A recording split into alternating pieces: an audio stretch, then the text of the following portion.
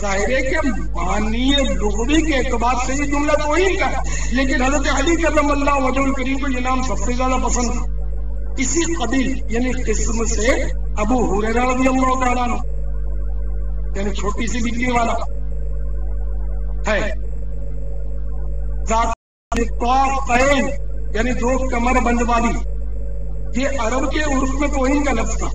لیکن جب حضور اقدس صلی اللہ تعالیٰ علیہ وآلہ وسلم نے حضرت اسماء رضی اللہ تعالیٰ عنہ کو ذات الطاقین یعنی دو کمر بند والی کہہ دیا، یہ ان کے لیے سرمایہ افتخار ہو گیا۔ اسی طرح امکان ایک ہو سکتا ہے کہ حضور اقدس صلی اللہ تعالیٰ علیہ وآلہ وسلم نے کبھی ان کو حمار فرما دیا ہو، یا کسی اور معزز نے حمار کہہ دیا ہو، جس کی وجہ سے انہیں یہ نام پسند آ گیا۔ پھر شارح بخاری رحمۃ اللہ علیہ نے یہ لکھا ہے، کیوں ہنس کے کہہ دیا میرے در کا فقیر ہے، کیوں ہنس کے کہہ دیا میرے در کا فقیر ہے، میرا مزاج اور بھی شاہانہ ہو گیا۔ کیا تھا آپ نے جب مجھے اپنا فقیر کہہ دیا تو میں تو بہت بڑا بادشاہ بن گیا، میں بڑا امیر و قدیر ہوں، شہد و سرا کا اسیر ہوں، در مصطفیٰ کا فقیر ہوں، میرا رفعت پہ نصیب ہے، میرے گرد لب ہے نبی نبی صلی اللہ تعالی علیہ۔ تو بات ساری نسبت کی ہے کہ سرکار جس کو لقب دے دے، بظاہر وہ ٹھیک ہے توہین جیسا ہو بھی، لیکن اب آقا نے دے دیا جس کو تو وہ توہین نہیں بلکہ اس کے لیے عظمت کا نشان بن گیا، بہت بڑا تمغہ مل گیا۔ کروں تیرے نام پہ کیا فدا،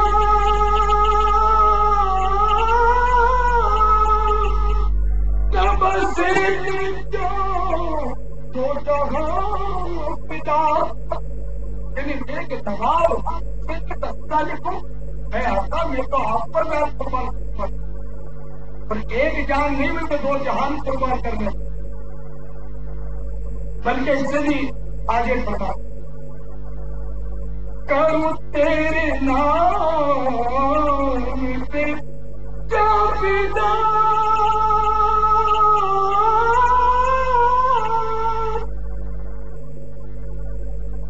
نمستے کے جان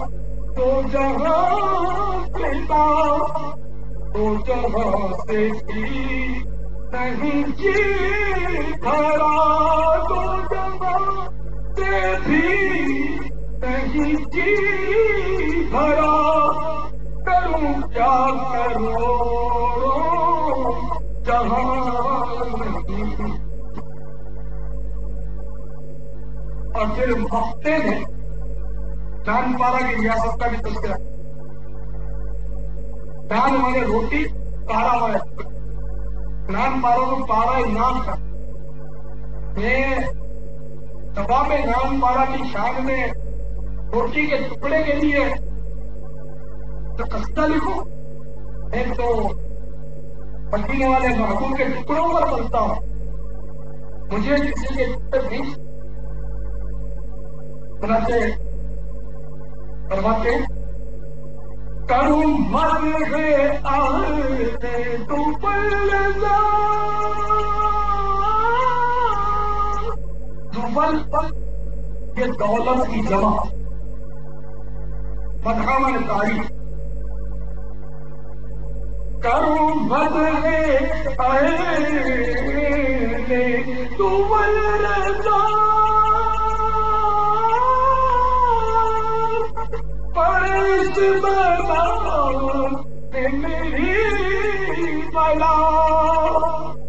میں گدا اپنے قریب کا، میں گدا اپنے قریب کا میرا دین پارے نام نہیں۔ میرے آقا اعلیٰ کیسے شاعر، ان کی شاعری پر کروڑوں شاعر ان کے قدموں کی دھول پر قربان کیسے؟ صلو علی الحبیب۔ تو میرے پیارے پیارے میڈیم کے ساتھ بھائیوں عرض کر رہا تھا، ایک تو یہ کہ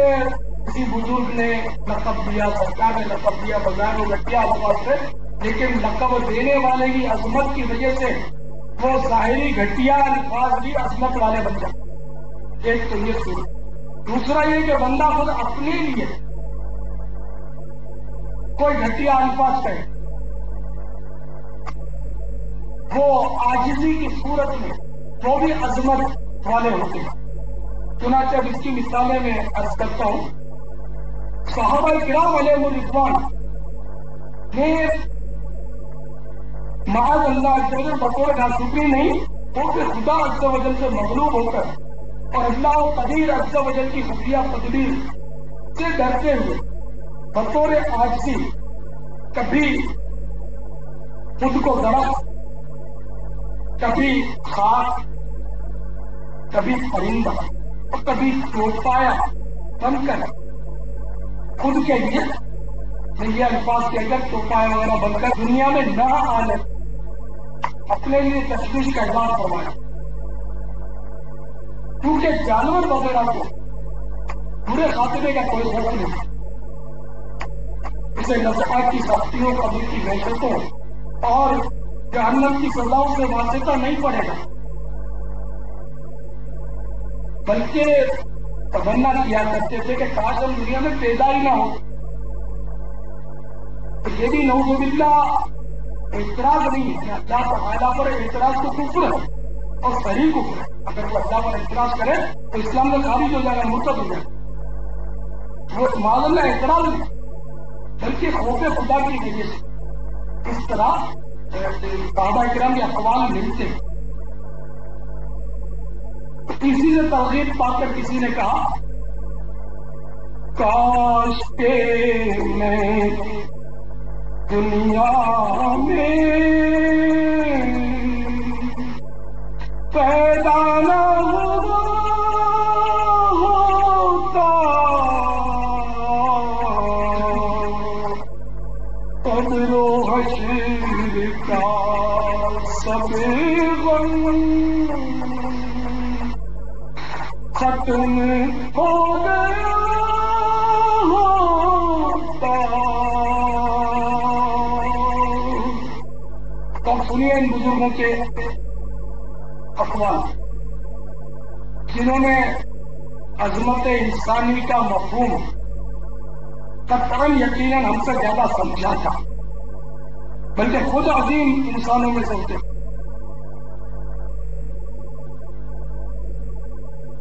تو حضرت امیر المومنین سیدنا ابوبکر صدیق رضی اللہ تعالیٰ عنہ کی یقینا قطعاً جنت ہے۔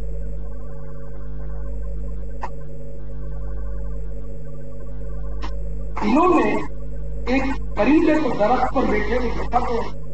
فرمایا، اے پرندے تو بڑا خوش نصیب ہے، واللہ یعنی خدا کی قسم کاش میں بھی تیری طرح درخت پر بیٹھتا، پھل کھاتا، پھر اڑ جاتا، تجھ پر کوئی حساب و عذاب نہیں، نہ نزا کی سختیاں ہیں، نہ ایمان پر خاتمے ہونے نہ ہونے کا کوئی خوف ہے، نہ قبر کا عذاب ہے، نہ قیامت کا حساب ہے، نہ جہنم کا عذاب ہے، کچھ بھی۔ خدا کی قسم کاش میں کسی راستے کے کنارے پر کوئی درخت ہوتا، وہاں سے کسی اونٹ کا گزر ہوتا، وہ مجھے منہ میں ڈالتا، چباتا، پھر نکل جاتا۔ اے کاش میں انسان نہ ہوتا۔ کہ کون فرما رہے ہیں؟ سیدنا صدیق اکبر رضی اللہ عنہ قطعی جنت. اور یہ روایت نقل کرنے والے امام احمد بن حنبل رضی اللہ تعالیٰ عنہ جو کروڑوں حنبلیوں کے پیشوا ہے، ان کی مشہور کتاب الزہد مصر کی چھپی ہوئی ہے، دار الضبط الجدید، اور حدیث نمبر 560، اور اس کتاب کا الزہد کا صفحہ نمبر 138. تو پھر خوف خدا کے غلبے کے موقع پر